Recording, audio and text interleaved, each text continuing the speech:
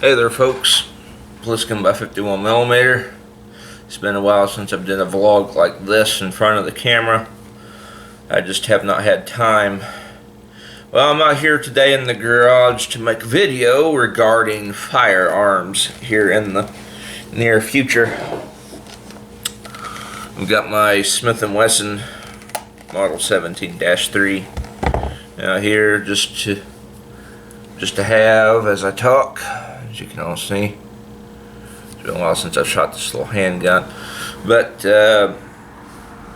you know, here recently I've been going around stores locally. I haven't set foot in one of the gun stores here in town in a little while, but I've been noticing a big decline in the centerfire ammo around here.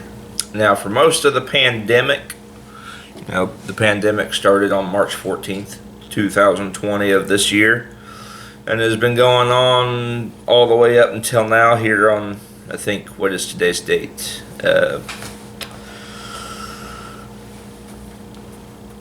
October 21st. It's been going on, the pandemic, as we all know, that fun little pandemic, a gift from China.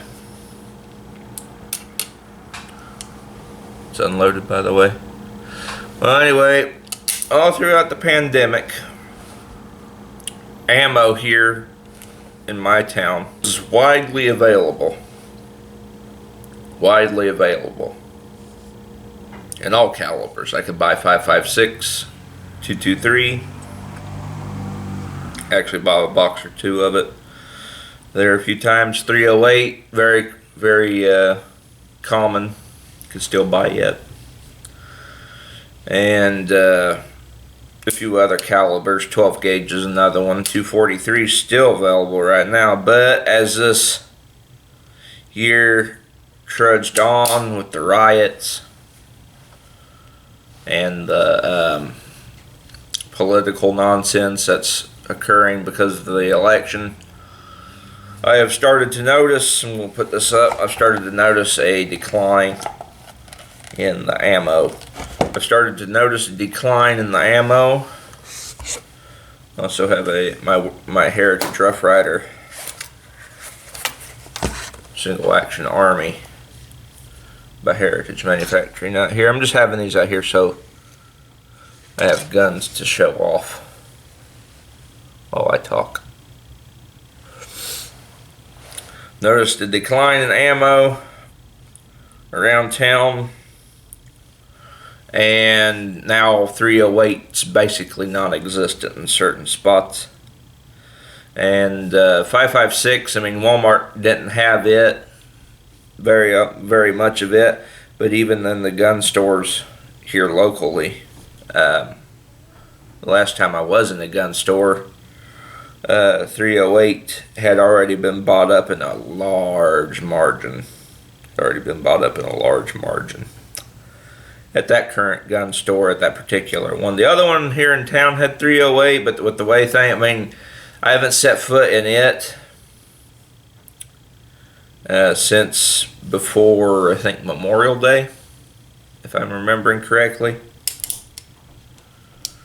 So the ammo situation in the other gun store may be a lot different. But what I'm getting at is here, the centerfire cartridges here in my town have finally started to kind of go the way of the dodo, at least for a little bit. So from now on, well, I shouldn't say from now on, but until ammo starts to improve, when we go shooting, with a few exceptions here and there, it'll mostly be 22s that get taken. And in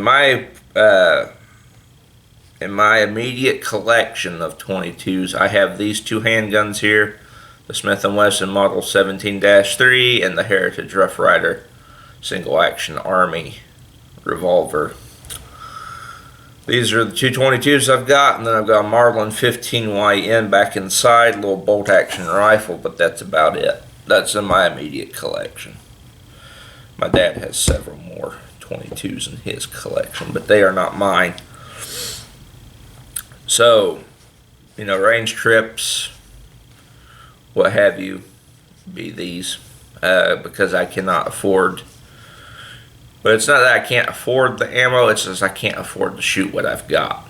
Because my stash is what I've got right now. If I go and shoot my AR, most of the ammo I've got for my AR is reloads. I mean, I could probably reload it back, but reloading supplies have also kind of hit, like, you know, hit the ground. Kind of fell flat. Everybody's buying up powder primers and bullets and brass. So I mean, yeah, I could probably go out and, you know, have a little fun time out at the cabin with my AR, but reloading that ammo back, you know, getting the bullets, the powder, and all that. I mean, we got what we've got, you know, powder and bullets right now, but after that's gone, that'd be it. And 308's even worse for my M1A.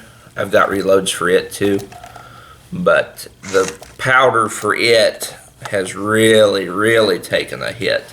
The powder that my M1A prefers to shoot is Hodgdon Varget powder. That's the powder that my match loads love. I've used in all the reloads that I've used for my M1A, you know, whether it be the 168 grain AMAX, 308, or the 168 grain Hollow Point Boat Tail, or the 150 grain Sierra Spitzer boat tail bullets. All three of those have used Varget powder in those reloads because my M1A simply just loves it.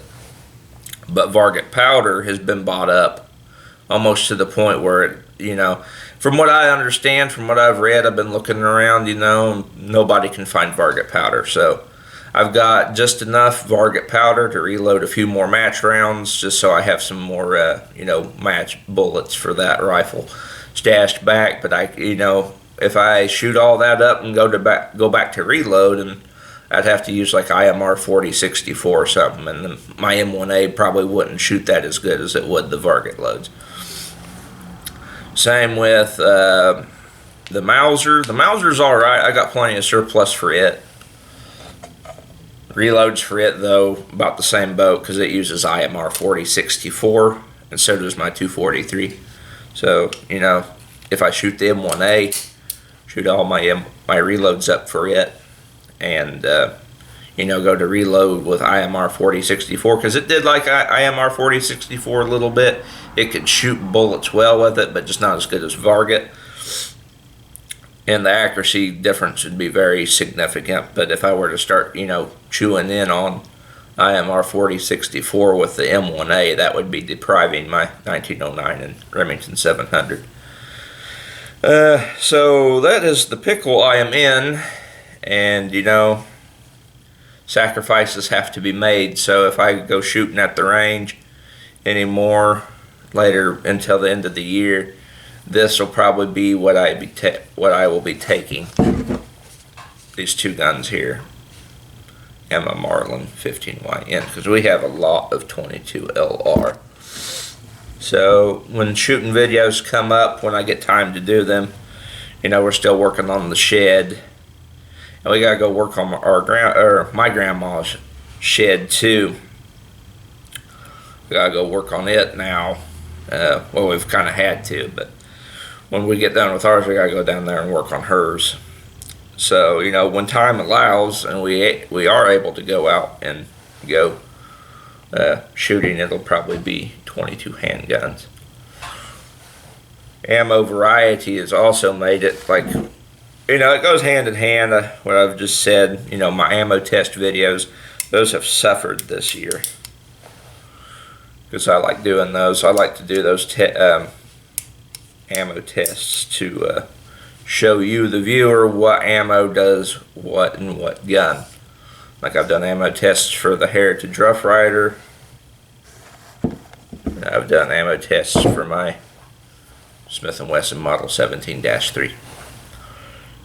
And I've actually had, those videos have actually helped a lot of people determine what ammo they should use in their particular gun, whether it be the AR-15, the M1A, these two handguns, or any of the other rifles I've done ammo tests in. Surprisingly though, at Walmart, the ammo that did not get bought up much at all other than 30-06 was 243. So I think I'm going to start buying 243 for center fire, so I start shooting my Remington 700 some more. And may do ammo tests with it. We got to see how this election pans out first though, because if this election goes south, it's all going to be irrelevant anyway, in my opinion, because they're going to ban it all. Don't think that they won't, you know. I've seen a lot of people say Trump isn't very pro-gun. Well, at least he isn't like Joe Biden, you know. At least he isn't going to outright ban everything. But Joe Biden and Kamala Harris, when they get in there, hopefully they don't. Hopefully they don't, but, you know, if they do, even these little 22 revolvers, we can kiss them goodbye. I don't want to see that happen. Nobody does. I don't want to see that happen. You don't want to see that happen. Because if our Second Amendment goes, you know, just for some context to people who may watch this and they may not be into guns, just for some context, if they can get rid of our Second Amendment, the rest of them will follow, and that includes this First Amendment, you know, the Third Amendment, Fourth Amendment, all the way down. You know, it just all be gone. There wouldn't be basically the fabric of what makes the United States, you know, would be gone, and then we'd just be like Venezuela or someplace. It just wouldn't be pretty. I don't want to see it. We gotta vote Trump. End of story. Well, anyway, guys, I just gave this update, you know, saying from here on out, with a few exceptions. There'll be a few exceptions where, like, if we go long range shooting, we'll take our center fires and like my M1A or the Mauser or whatever, and go out to like 300. That's one of those is coming up should the weather hold. It's been raining as well, but other than that, other than long range shooting, you know, if I'm gonna go out plinking, it's gonna be these. At least for a little while. 22 LR, because me and my dad, we have more 22 LR than either of us could shoot in our lifetimes. Like, it would take us at least 10 years probably to shoot everything that we've got. So, because we've been saving up since Obama. So, you know, that's just how it is. But, you know, for now, from now on till ammo improves, this is what it's going to be. 22 handguns and 22 rifles. Well, anyway, guys, I hope you enjoyed the video. Please subscribe, rate, and comment. Share this video with your friends. If you guys are able to get out and shoot your centerfire guns, go for it. I mean, if the ammo situation where you're at is not bad and you're able to go out and do it, do it. Because this has been the least I've been shooting in like 5 years. The last 5 years I've been shooting more than I have in my whole life, and now with this whole pandemic and everything and the ammo situation, I've been out shooting less than what I was before I got, you know, really into guns. Because I've always been into guns, but, you know, there came a point in my life where I started to get really into them, and then I started to shoot them a lot more. I've been out shooting less than I was back before I had, like, you know, a real big interest in guns. Just to give you some idea how, you know, how goofy all this crap's been. Well, anyway, see you all in the next video.